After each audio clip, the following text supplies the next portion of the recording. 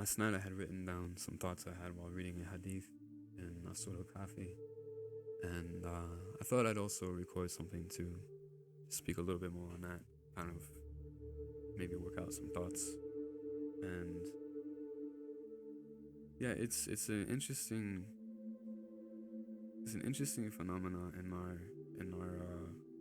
our time, and how we are experiencing Islam, because what we're really experiencing is an Islam that has lost its confidence. So really, in more, it's probably more correct to say that Muslims have lost their confidence. But I mean, the Islam that we are making for ourselves as we go further is that it lacks confidence, and especially in the way you know that we as Imamis, as Shia, as we like to proudly call ourselves, we struggle and hesitate when it comes to what is the essential component of who we are, this identity that we you know that we love in it, because it does. I mean, it's a beautiful thing to have an identity, to like that, to be able to say, I follow these people,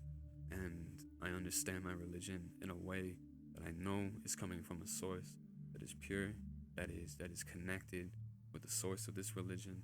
And that's fine.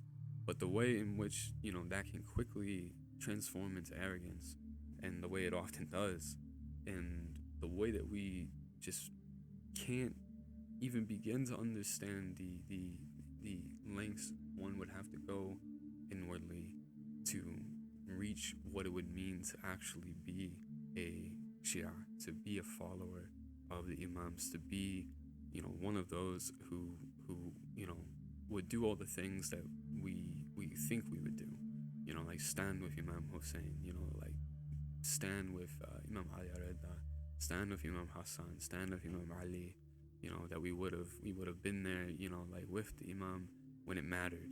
And it's like good to think that, and we might think that it might be us, but I think we would be surprised by a lot of the decisions that we would make in these circumstances that these men and women were in.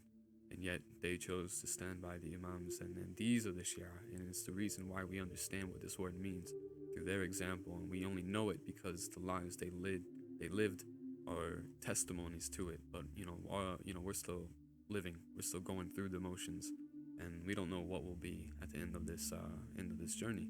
So it seems kind of too much of a rush to claim that name, but still, I mean, it's interesting that we are so proud of this identity, and the fact that we follow these people, but when it comes to giving them their due in the way that they're own.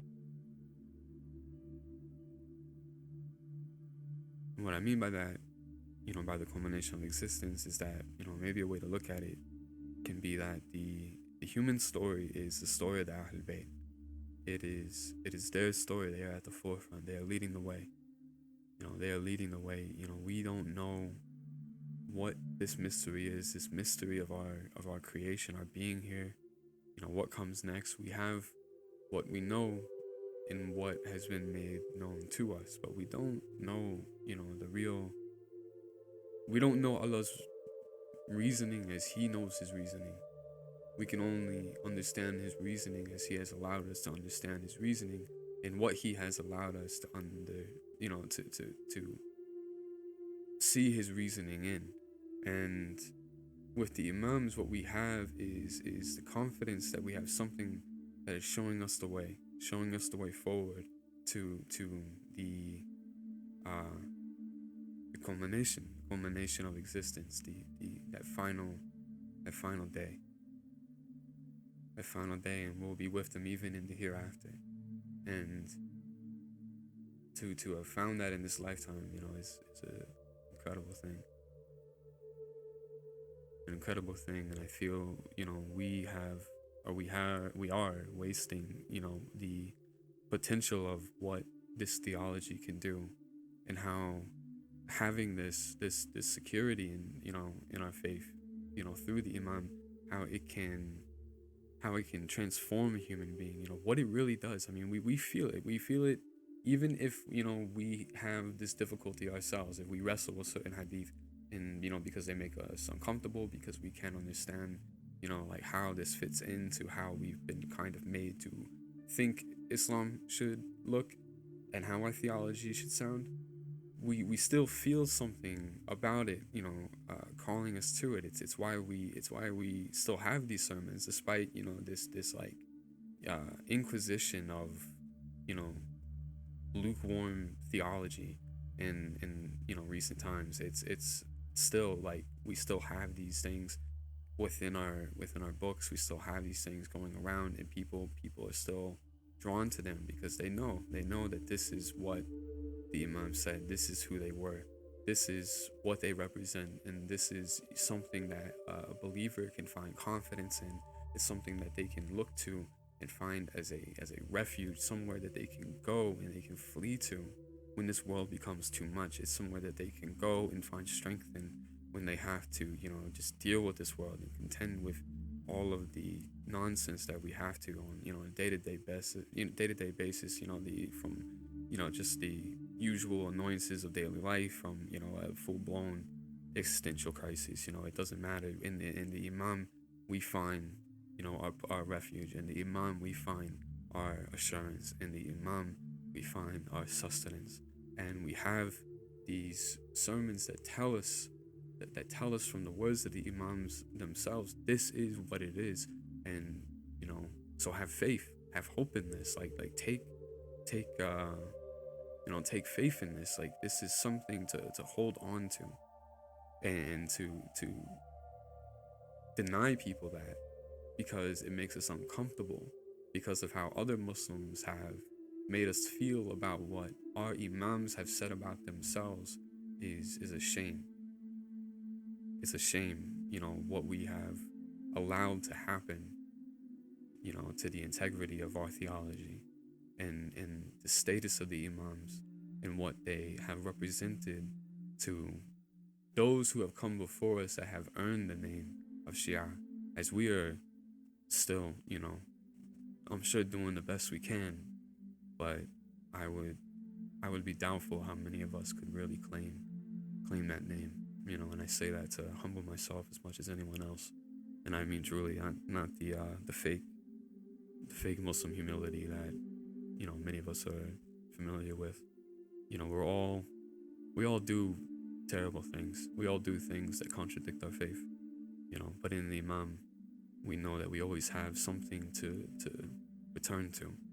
We have a direction. We have a heading, and we need that confidence back, and we need the Imams back within our lives as they understood themselves, because to not have them within our heart at the true potential of who they are, as Allah has made them to be. I mean, it's an injustice to ourselves, and it's an injustice to our children. It's an injustice to those who might look to us for advice or guidance. We have this direction that we can give people and say, this is the way. And we just water it down. We do with them what all the world is doing with religion, which is bringing it all down as close as it can to us, to who we are, so that we can do as little work on ourselves as possible. And I'm not trying to say judgmental way. I mean, part of the path is failure. Part of the path, the path is overcoming ourselves. It's overcoming who we are. Like, if we are coming onto the path already pure, then we're wasting our time. We've already done what the path is for. People misunderstand, like the Sarwaf, Irfan, whatever you want to call it, this science that comes directly from the Ahlul Bayt.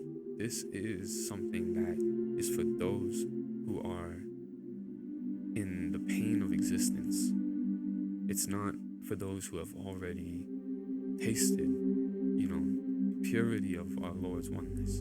And because those are the people who have already walked the path. And the path is for us who are trying to get there. but I might have gone off topic now. So yeah, this was just some thoughts, and it's good to contemplate who our imams were. It's good to think about, to contemplate who they are, their lives, their status, and that in particular, to contemplate the weight of their authority, the authority that our Lord has permitted them, and what it means for us as their followers, as that is what we're trying to be. So, we should think about that. We should think about that more often, and to gaze upon the face of the Imam is worship. So I can't imagine that there wouldn't be any benefit in contemplating their nature.